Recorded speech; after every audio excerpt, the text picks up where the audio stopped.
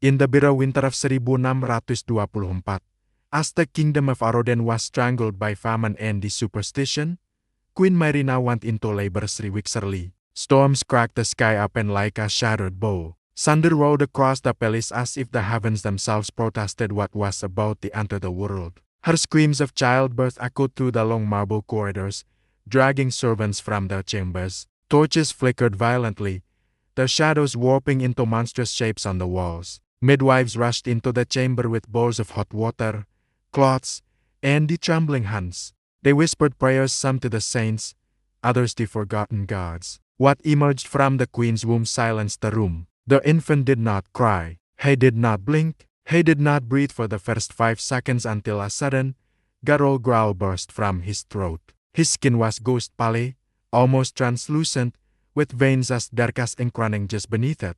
His eyes were an unnatural red, as though soaked in blood. His gums were swollen, and where most children had tiny buds of teeth, he had 4 needle-like protrusions, sharp enough to tear flesh. Every midwife stepped back. One collapsed in terror. Demon-born, the eldest midwife murmured. Queen Marina, trembling and exhausted, reached weakly toward the child. My son, my prince. But even she could not hide the horror in her eyes. The king entered minutes later cloaked in royal crimson, smelling of wine and the battlefields, and he froze at the sight on the blood-soaked sheets. The child stared at him with those crimson eyes. A newborn shouldn't be able to focus. This one did. The king felt watched, judged, condemned. In that moment, the kingdom gained a prince, and a curse. They named him Prince Alaric, but behind closed doors, whisperers called him the demon of Aroden. By age 5, Alaric had grown into a peculiar, unsettling boy. His limbs were long and thin, his joints bending in ways that made even hardened soldiers uneasy. His hair, long and copper-bronze, fell wildly around his face. His pale skin never flushed with warmth. His eyes never softened, but the deformity everyone feared most was his expression. His face naturally rested in a twisted snarl, gums exposed, teeth sharp, eyebrows permanently arched in fury. Even when calm, he looked enraged. When enraged, he looked inhuman. The court painters who tried to paint him often fled in shame or terror. None captured his likeness without their paintbrushes trembling. Alaric grew up isolated in the east wing of the palace, a forgotten labyrinth of tapestries and the locked doors. Servants left trays of food outside his chambers like offerings to a beast. The only person who dared enter was his tutor, Master Idrik, an elderly scholar with more curiosity than fear. Why do they look at me like I am cursed? The young prince once asked. Master Idrik paused. Because people fear what they do not understand.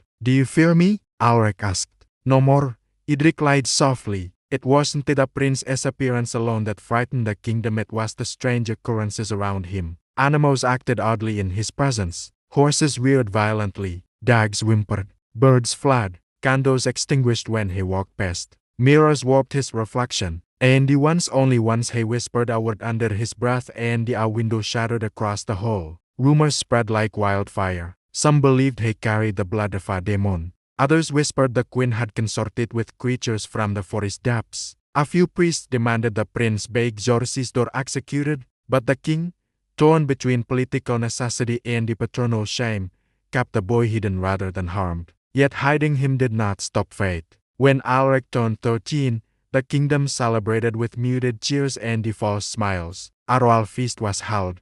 Though most nobles avoided direct eye contact with the prince, they bowed, but only briefly, as though afraid prolonged exposure might curse them.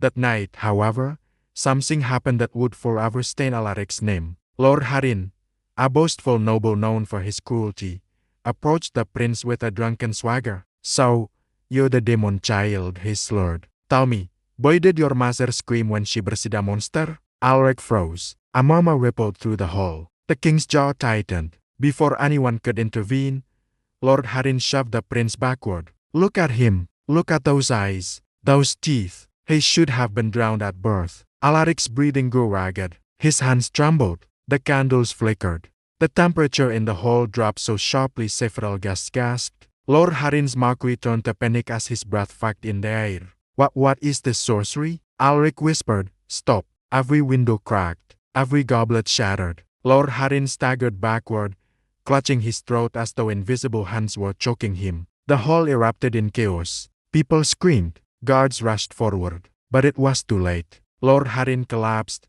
eyes bulging, his face frozen in a mask of terror. Dead. Andy Alrek stood over him, expression warped, eyes glowing like coals, looking every bit the demon the world accused him of being. He was taken away in chains, not for punishment, for containment, for fear. The East Tower became Prince Alaric's prison. The king forbade him from appearing in public. Priests attempted to exorcise him, chanting day and night outside his sealed chamber. He could hear every word, every insult, every prayer for his death. We must rid the kingdom of this abomination, High Priest Corfin declared. It is the will of the gods. But Queen Myrina, sickly and grief-stricken, protected her son fiercely. He is flesh of my flesh, she sighed. He is not a demon, he is ill. Corfin spat. Illness does not shatter glass with a whisper. Alrek lived in darkness, visited only by Master Idrik, who brought books and whispered lessons through the door. Years passed. The kingdom forgot their prince, but the prince did not forget the kingdom. He read every book on magic, curses, kingship, and war. He studied the history of tyrants and saviors. He learned languages, politics, swordplay, and the art of fear. By 18, he had grown tall, his body lanky yet unnaturally strong. His face matured into an even more twisted version of the childhood's narrow, cheeks hollow, teeth sharper, eyes burning with wounded fury. He did not smile. He did not laugh. He did not trust. And when Master Idrik Falilandi died, Alrek realized he was truly alone. 3 nights later, the queen also passed away. Some sighed from sorrow, others whispered from poison. The king spiraled into despair, and the high priest seized his chance. The demon prince must be purged, Corfin proclaimed, for the good of the kingdom. The nobles agreed. A sentence was passed. Prince Alrek was to be executed at dawn. The night before his execution, a strange visitor arrived at Alaric's locked chamber, a hooded figure robed in obsidian cloth. You are not meant to die tonight, the figure whispered. The kingdom needs you, even if it does not know it. Alric stepped back. Who are you? A friend to the Forsaken, the stranger sighed, lifting a hand. The steel bars of the chamber door melted like wax. Alric stared in awe. Take your throne, Prince Alric, the stranger sighed. It is your birthright. And just like that, the figure vanished as though swallowed by shadows. Alric didn't hesitate. He descended the tower with silent, predatory steps. The guards stationed at the gates felt a cold wind brush their cheeks before they saw him. One reached for his sword, but the torches extinguished. Darkness swallowed the courtyard. When light returned, both guards lay unconscious, unarmed, unharmed but defeated. Alrek did not kill needlessly. He walked into the throne room where his father, frail and drunk, sat slumped on the throne. Father, Alrek sighed softly. The king lifted his head, eyes widening with shame and fear. Alrek, he never wanted, he never meant. You know, Alrek sighed. But the kingdom needs a king, not a ghost. The king trembled. Are you here to kill me? No more, Alrek replied. But you must yield the throne. Tears slipped down the old king's face. He failed you, my son. Alrek placed a hand on his father's shoulder. Rest, father. Your suffering ends tonight. The king relinquished the crown without a fight. By sunrise, the palace was in an uproar. The demon prince now sat upon the throne, and his first decree was vengeance not against the innocent people who feared him, but against the man who condemned him, High Priest Corfin. Corfin arrived at the throne room surrounded by priests, chanting protective prayers. You dare take the throne through darkness? He shouted. You tried to murder me, Alrek sighed coldly. Is it darkness to defend one's own life? Corfin raised a holy sigil. You are a demon, a creature of the void. Alrek stepped forward. Then why do you tremble? The priests backed away. Corfin's courage cracked. What? What are you? Corfin whispered. Alrek leaned close, his face inches away. Something you created. The torches flared. The air thickened. But Alrek did not kill Corfin, not directly. Exile the high priest, Alrek commanded. Let him wander the world he fears so much. Corfin screamed curses as he was dragged away. With the priests gone and the corrupt nobles exposed, Alrek began rebuilding the kingdom. But ruling was not easy. People feared him. Children cried at his image. Merchants avoided his gaze. Even the bravest knights bowed too quickly. So Alaric ruled with strict fairness. He abolished cruel taxes, punished corrupt officials, strengthened the kingdom's defenses. He did everything a wise king should do. Yet still the people feared him. Still they whispered. Still they called him Demon King. Until one night, the kingdom was attacked. An army of raiders swept through the eastern border, burning villages and slaughtering families. Alaric rode to war without hesitation. And sir, on the battlefield,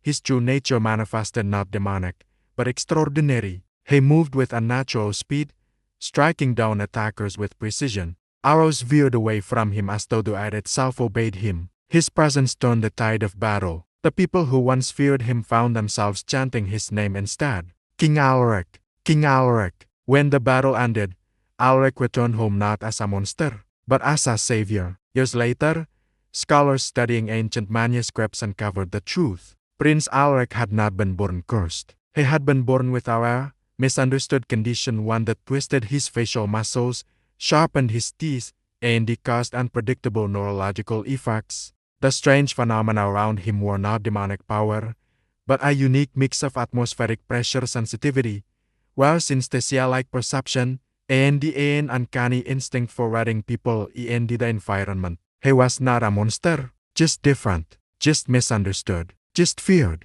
And yet, he became one of Aroden's greatest kings. He ruled for 30 years, ushering in an age of peace. Statues of him were carved not to hide his deformities, but to honor the man who overcame them. Upon his deathbed, surrounded by loyal subjects, Alaric whispered, "I was born in darkness, but he chose my own light."